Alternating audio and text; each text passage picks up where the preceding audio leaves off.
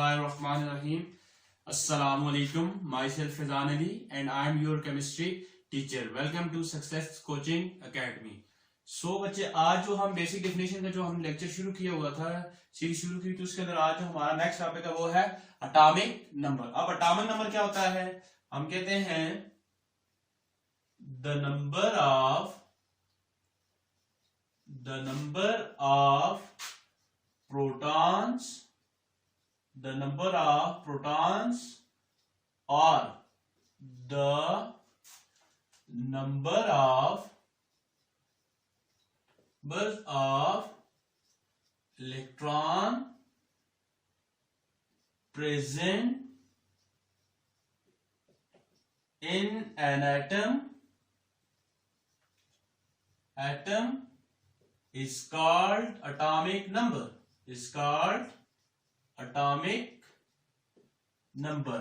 हमने कहा किसी भी एटम के अंदर नंबर ऑफ प्रोटॉन और या नंबर ऑफ इलेक्ट्रॉन जो है उसको हम क्या कहते हैं? एटॉमिक नंबर कहते हैं। अब सिंबल की बात करते हैं। हम कहते हैं एटॉमिक नंबर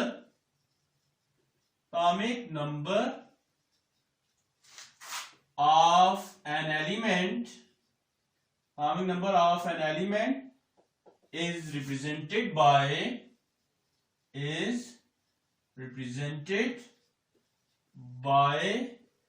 symbol Z या Z। हम इसको किस सिंबल से रिप्रेजेंट करते हैं? Z से रिप्रेजेंट करते हैं। ठीक हो गया। अब किसी भी एटम के अंदर जितने नंबर ऑफ प्रोटॉन होंगे और जितने नंबर ऑफ इलेक्ट्रॉन होंगे तो उसका क्या होगा? एटॉमिक नंबर होगा। ठीक हो गया। अब बच्चे अगर हम बात करें प्रोटॉन की तो हम कहते हैं ये पॉजिटिव पार्टिकल्स होते हैं जो कि कहां पर होते हैं? न्यूक्लियस के अंदर। और अगर हम बात करें इलेक्ट्रॉन की तो ये नेगेटिव पार्टिकल्स होते हैं जो कहां पर होते हैं? न्यूक्लियस के गिर्द स्पेशल जो शेल होते हैं, ये एनर्जी लेवल होते हैं, उनके ऊपर क्या कर रहे होते हैं? उनके अंदर रिवॉल्व कर रहे होते हैं। मतलब ये रिवॉल्व कर रहे हैं और प्रोटॉन जबकि क्या होते हैं? स्टे होते हैं। देखिए चलें यहां पर हम लिख भी देते हैं। हम कहते हैं कि जो हमारे पास प्रोटॉन्स हैं ये क्या होते हैं? पॉजिटिव पार्टिकल हैं, जबकि जो हमारे पास इलेक्ट्रॉन है, जो कि हमारे पास क्या है? इलेक्ट्रॉन है, ये क्या होते हैं? इलेक्ट्रॉन को आप क्या कहते हैं? नेगेटिव चार्ज पार्टिकल है। प्रोटॉन अभी हमने बात की पॉजिटिव पार्टिकल्स होते हैं। ये मतलब बेसिकली जो तीनों है ना, प्रोटॉन, इलेक्ट्रॉन, न्यूट्रॉन, ये सब एटॉमिक पार्टिकल्स इनको हम कहते हैं। जबकि इलेक्ट्रॉन क्या होते हैं? नेगेटिव चार्ज पार्टिकल्स होते हैं। ठीक हो गया।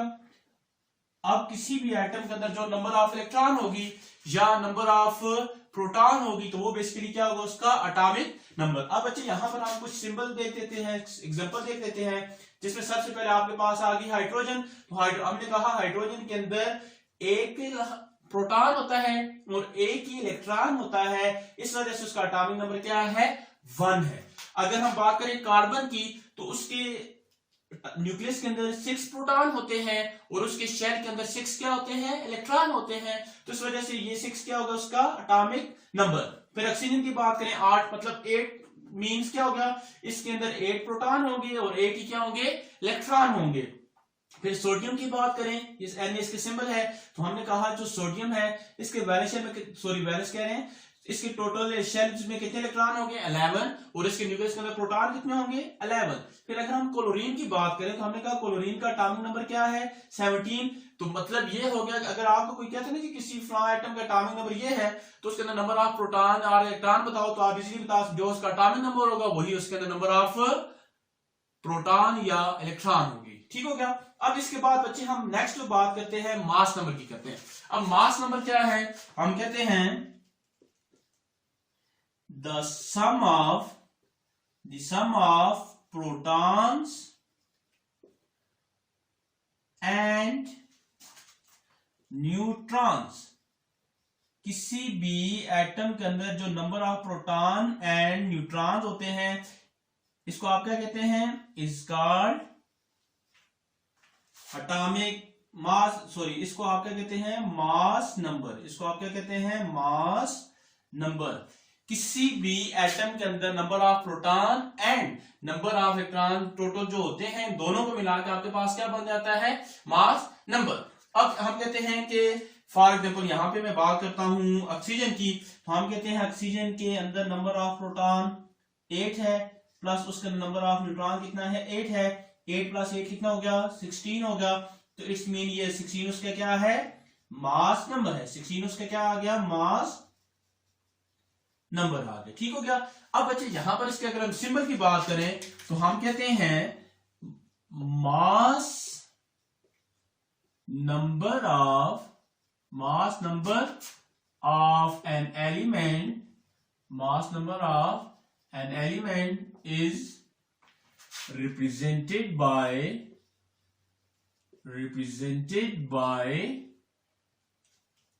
A।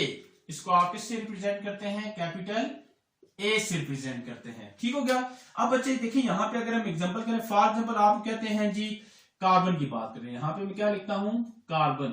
हम कहते हैं जी कार्बन का जो मास नंबर है ये होता है 12, ये होता है 12।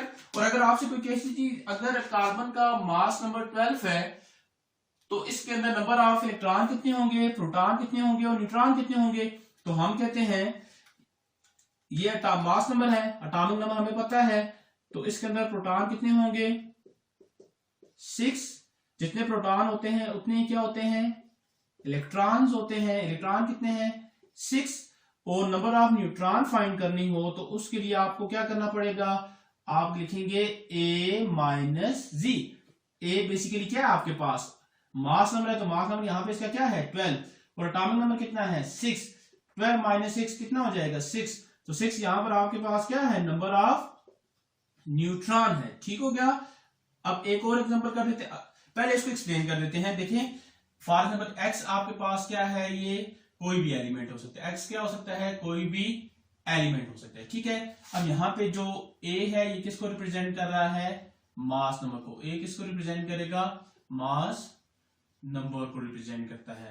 जबकि जी किसको रिप्रेजेंट करता है, एटॉमिक नंबर को। किसको रिप्रेजेंट करेगा, एटॉमिक नंबर को। अब देखिए बच्चे आपके सामने मैं एक एलिमेंट लिखता हूं।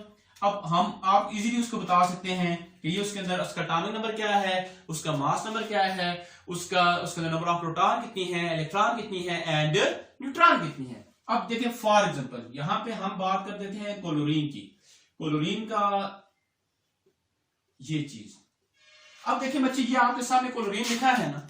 अब इसमें से आपको अगर नंबर ऑफ इलेक्ट्रॉन, प्रोटॉन और न्यूट्रॉन फाइंड करनी पड़ जाए तो फिर इसका क्या प्रोसीजर होगा, ये इसका क्या तरीका है। सबसे और बहुत सिंपल, आपने ये याद रखना है जब किसी भी एलिमेंट के साथ दो नंबर लिखे हों, जो ज्यादा होगा मतलब जो नंबर बड़ा होगा वो बेसिकली आपके पास क्या होगा, मास नंबर होगा। जो क्या होगा, मास नंबर। अभी हमने पढ़ा था मास नंबर किससे प्रेजेंट किया जाता है, ए से। और जो नंबर स्मॉल होता है वो उसके अंदर क्या होता है, एटॉमिक नंबर। किससे रिप्रेजेंट करते हैं, जी से। ठीक हो गया। अब मैंने आपको अभी हमने शुरू में बात की कि जितने नंबर ऑफ प्रोटॉन या जितने नंबर ऑफ इलेक्ट्रॉन होंगे वो उसका क्या होगा, एटॉमिक नंबर होगा। तो आप आंखें बंद करके यहां पर लिख सकते हैं कि इसके अंदर नंबर ऑफ प्रोटॉन कितने हैं, इसका एटॉमिक नंबर 17 है ना, तो इसका मतलब नंबर ऑफ प्रोटॉन भी कितना है, 17। अब जितने नंबर ऑफ प्रोटॉन होंगे उतने ही नंबर ऑफ इलेक्ट्रॉन होंगे। तो नंबर ऑफ इलेक्ट्रॉन की बात करें तो वो भी आपके पास कितने हो जाएंगे, 17 हो जाएंगे। अब बात रह गई हमारे पास नंबर ऑफ न्यूट्रॉन की। नंबर ऑफ न्यूट्रॉन की तो ये हमने कहा था कैसे माइनस करते हैं, इसको कैसे फाइंड करते हैं, ए माइनस जी। तो ए यहां पर आपके पास क्या है, 35, जेड कितना है आपके पास 17, तो 35 माइनस 17 ये आपके पास क्या बन जाता है, ये आपके पास बन जाता है 18। तो 18 बेसिकली क्या है, नंबर ऑफ न्यूट्रॉन है किसके अंदर, क्लोरीन के अंदर। ठीक हो गया। तो ये कोई इतना मुश्किल काम नहीं, आप इजीली इसको क्या कर सकते हैं, फाइंड कर सकते हैं। अब बच्चे यहां पर हम एक एग्जांपल हमने ली है, ये आपके पास है ऑक्सीजन। ये किसका मॉडल हमने बनाया हुआ है, ये हमने बात की हुई है ऑक्सीजन की। तो हमने कहा कि ये जो ऑक्सीजन है इसके अंदर नंबर ऑफ इलेक्ट्रॉन कितने, देखिए 1 2 3 4 5 6 7 8। तो आप कह सकते हैं कि यहां पर नंबर ऑफ इलेक्ट्रॉन कितनी है 8, नंबर ऑफ प्रोटॉन न्यूक्लियस के अंदर कितनी है 8, फिर इसके अंदर नंबर ऑफ न्यूट्रॉन कितनी है 8। ये नंबर ऑफ न्यूट्रॉन वेरिएबल हो सकते हैं। अच्छा, नंबर ऑफ जरूरी नहीं है कि हमेशा तीनों की तीनों सेम हो जाए, ये वेरिएबल जिस तरह भी हमने यहाँ पे बात की देखें, number of proton 17, number of electron 17, लेकिन नंबर ऑफ न्यूट्रॉन कितना था 18। तो ये डिफरेंट हो सकते हैं, इस कंफ्यूजन में आप नहीं जाना, ये आप जहन के अंदर ये ना रखने कि ये सारे हमेशा सेम होते हैं, तो डिफरेंट हो सकते हैं। ठीक है, अब बच्चे देखें यहाँ पर अगर आपसे कोई कहे कि इसका एटॉमिक नंबर कितना है, इसका एटॉमिक नंबर कितना, अभी मैंने बात की एटॉमिक नंबर को हम किससे रिप्रेजेंट करते हैं Z से, तो नंबर ऑफ एटॉमिक नंबर कितना हो जाएगा 8 हो जाएगा।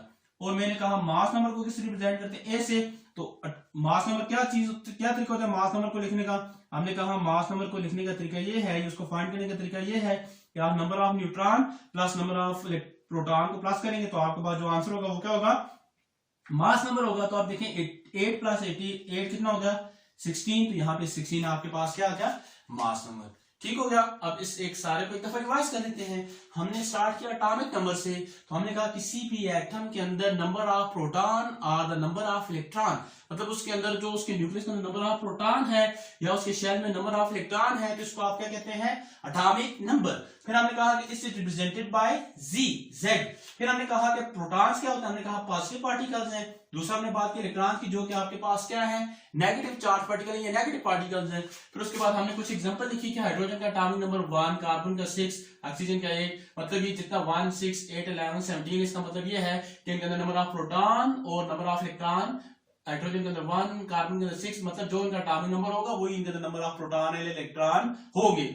फिर इसके बाद हमने बच्चे बात की मास नंबर की, तो हमने कहा कि जितने भी प्रोटॉन्स और न्यूट्रॉन को प्लस करें, मतलब किसी भी एटम के न्यूक्लियस के अंदर जितने प्रोटॉन हैं या जितने इलेक्ट्रॉन हैं इन दोनों को प्लस करें, तो जो आपके पास आंसर आएगा वो क्या आएगा, वो आपके पास मास नंबर होगा। फॉर एग्जांपल यहाँ पे हमने ऑक्सीजन की एग्जांपल, हमने कहा ऑक्सीजन के अंदर एटॉमिक नंबर ऑफ प्रोटॉन 8 है और नंबर ऑफ न्यूट्रॉन भी 8 है। 8 प्लस 8 कितना हो गया 16, जो इसका क्या है मास नंबर है। फिर हमने कहा मास नंबर को हम किससे रिप्रेजेंट करते हैं, it is represented by Z। फिर बच्चे हमने कहा कि यहाँ पर एक एग्जांपल है, ये बहुत जगह आपने देखा होगा। फॉर एग्जांपल मैं यहाँ पे लिखता हूँ ना, यहाँ पे मैं लिख देता हूँ जी आपके पास फॉर एग्जांपल है Na किसका सिंबल है सोडियम का। यहाँ पे आप मैं 11 लिख देता हूँ, यहाँ पे मैं 23 लिख देता हूँ। अब मुझे ये बताएं, या आप इसमें से इजीली बता सकते हैं ना कि इसमें से एटॉमिक नंबर कौन सा होगा, जो छोटा है वो क्या है एटॉमिक नंबर है, और जो नंबर बड़ा है वो बेसिकली क्या है मास नंबर है। बहुत आसान फॉर्मूला है। फिर हमने कहा कि आप एटॉमिक नंबर जब मास नंबर पता हो तो आप उसमें से क्या कर सकते हैं easily number of neutron find कर सकते हैं, ये अभी हमने बात कर दी थी। फिर इसके बाद बच्चे कुछ ऑक्सीजन के हमने एग्जांपल, हमने कहा ये मॉडल है, इलेक्ट्रॉन हमेशा रिवॉल्व करते हैं और प्रोटॉन और न्यूट्रॉन क्या होते हैं ये न्यूक्लियस के अंदर प्रेजेंट है। उम्मीद है कि यहाँ तक आपको ये एटॉमिक नंबर और मास नंबर एक समझ आ गया होगा। अब इस रिलेटेड कोई क्वेश्चन हो तो आप कमेंट सेक्शन में पूछ सकते हैं। तब तक के लिए अल्लाह हाफिज।